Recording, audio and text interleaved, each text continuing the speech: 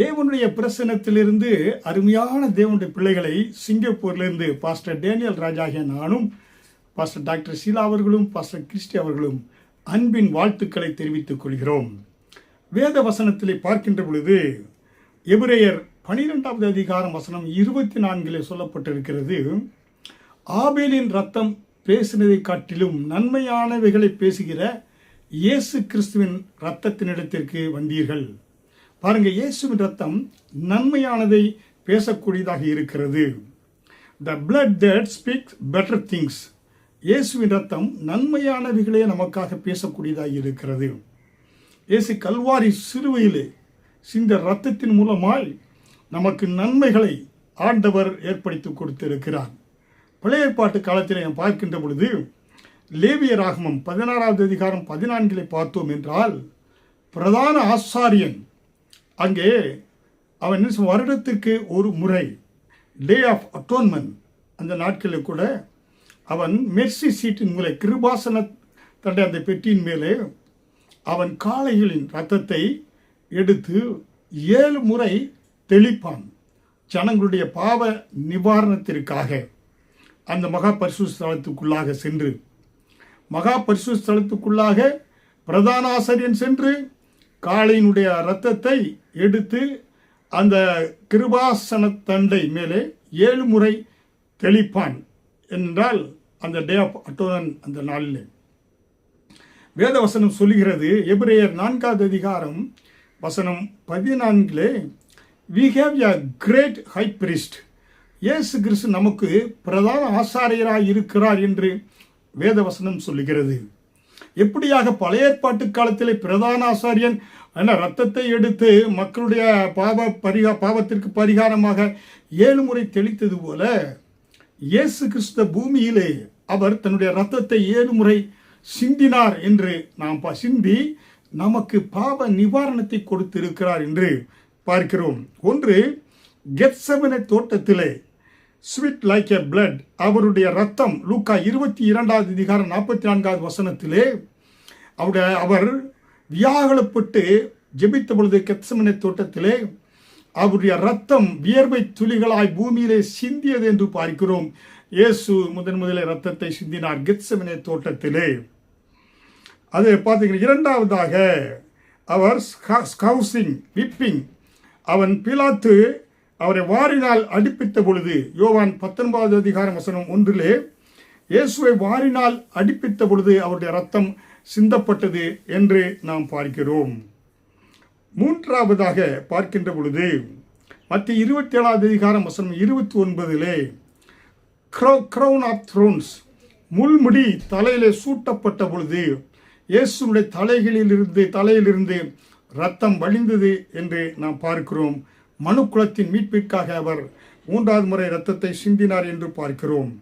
நான்காவதாக மத்திய 27வது அதிகாரம் வசனம் 30 பார்க்கின்ற பொழுது பீட்டன் அண்ட் ஸ்ட்ரக் என்று பார்க்கிறோம். அவரை வாரினால் அடிப்பித்த பொழுது அவர் தலையில் அடித்தாங்க. அப்பொழுது இயேசு கிறிஸ்துவின் ரத்தம் அவருக்கு ரத்தம் தலையிலிருந்து வடிந்தது என்று நாம் பார்க்கிறோம்.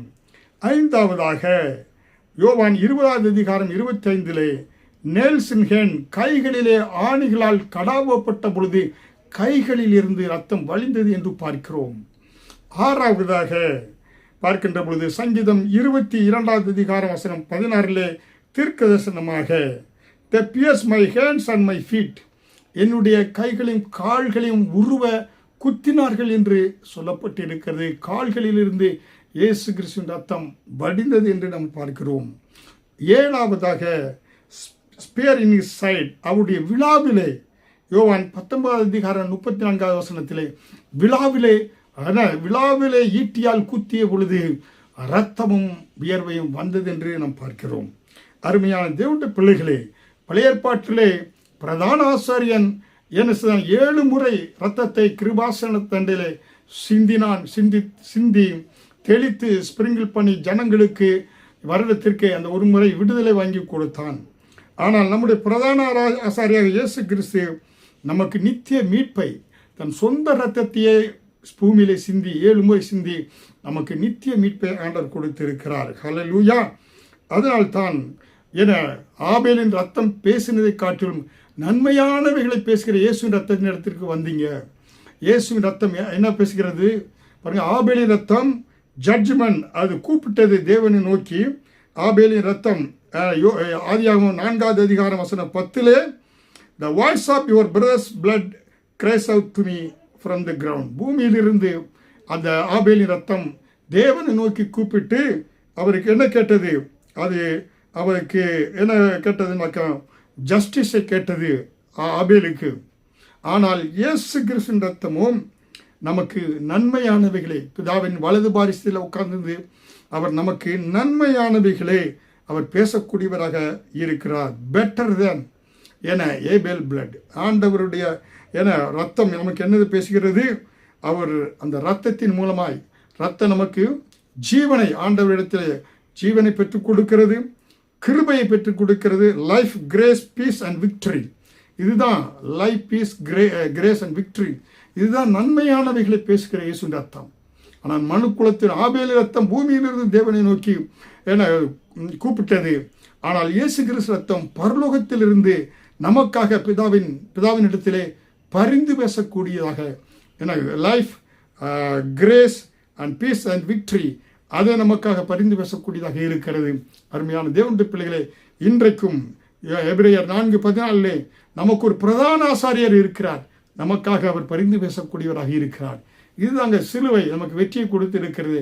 சிலுவை வெற்றியின் சின்னமாய் இருக்கிறது. ஹல்லேலூயா. Thank you, Jesus. Amen.